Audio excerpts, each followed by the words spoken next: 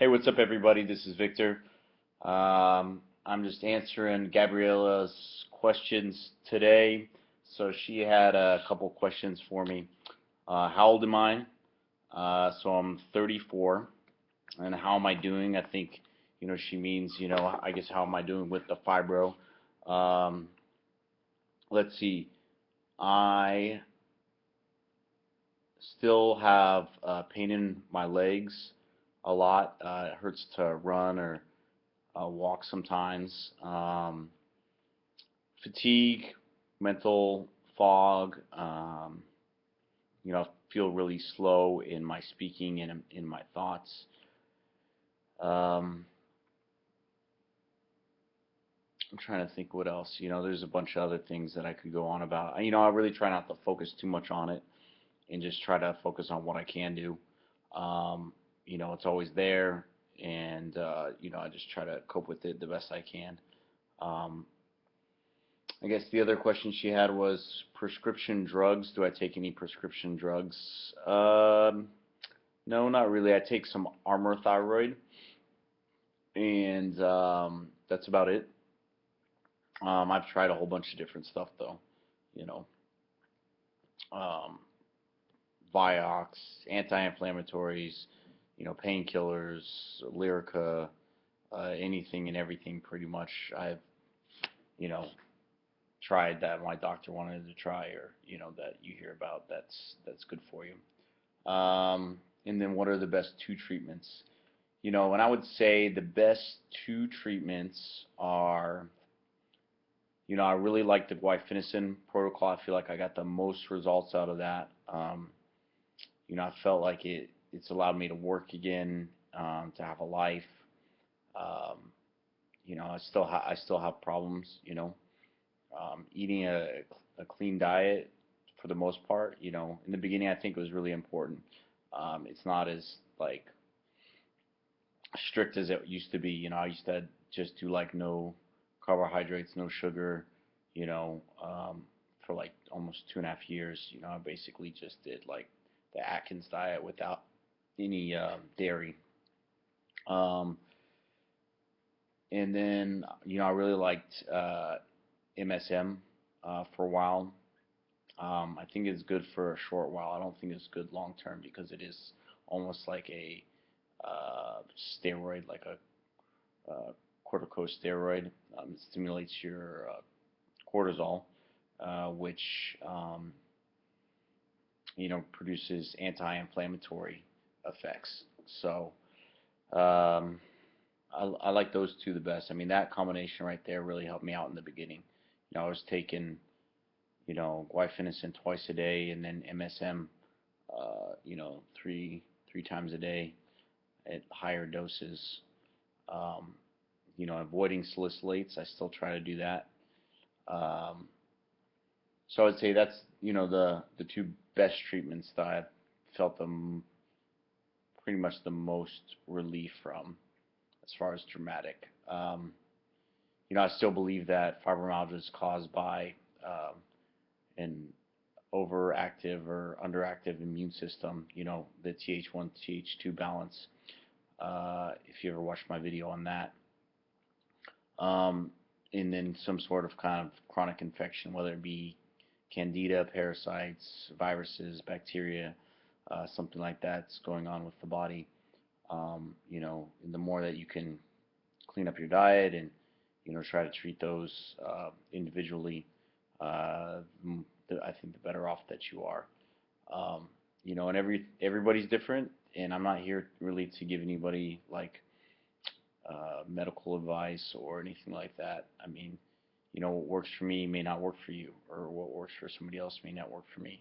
You know, it's like you hear all these people on the internet like finding cures and this cured me or that cured me, or and I really bought into that a lot, and was really like searching for the cure for fibromyalgia, and some things out there can hurt you, some supplements and things like that. So I've tried some things that actually made me worse, and then caused other problems that I had to deal with. So I mean, that's one thing I'm dealing with right now is some liver problems because of a supplement that I tried. So, I mean, it's really hard, but it's like you feel like, you have to take a chance. What can you do? It's like um,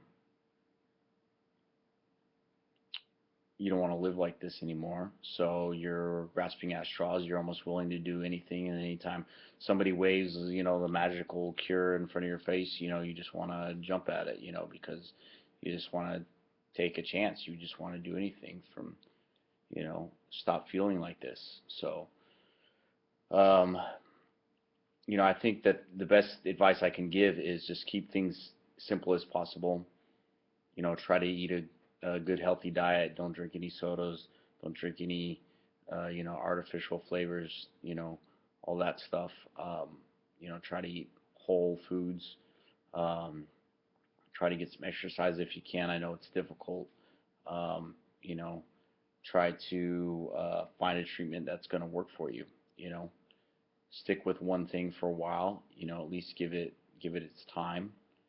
Um, you know, I would say, I don't know, probably this one of the simplest things that you can do is, it's hard because there's so many different like causes and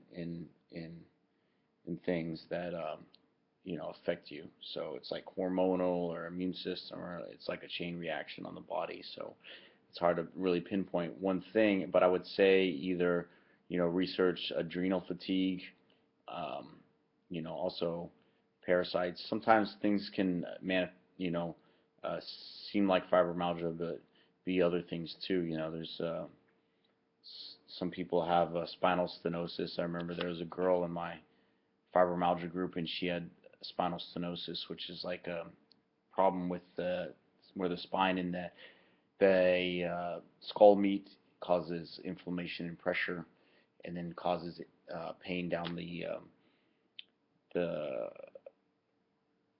nerves of the spine, which mimic fibromyalgia. So it's actually really hard to know. It's not like there's a really definitive test for fibromyalgia. Um, so at least not yet. We keep working at it and we keep moving forward, and just try to bind together and you know get over that hill. I mean, I think the worst part about this illness is that it's not recognized, or that you know it has a horrible name. I think too. It's like if somebody says, "Oh, I have MS," or if I have like cancer or something like this, people like understand it better for some reason than fibromyalgia. Sounds like made up like bullshit, you know, um, and it just doesn't sound like a legit or uh, you know interesting at all. Um, and then also the recognition, it's getting better. I mean, it's better than it was, 14 years ago. It's better than it was 20 years ago, 30 years ago. So it just takes time, and it takes all of us, and we all have a voice. So, just uh, the more people, we can, you know, you know, uh, tell and try to explain it to them, the better off we are. And eventually, hopefully one day our voice will be heard. We need like a run or something, or like they have the MS 150 or anything like that.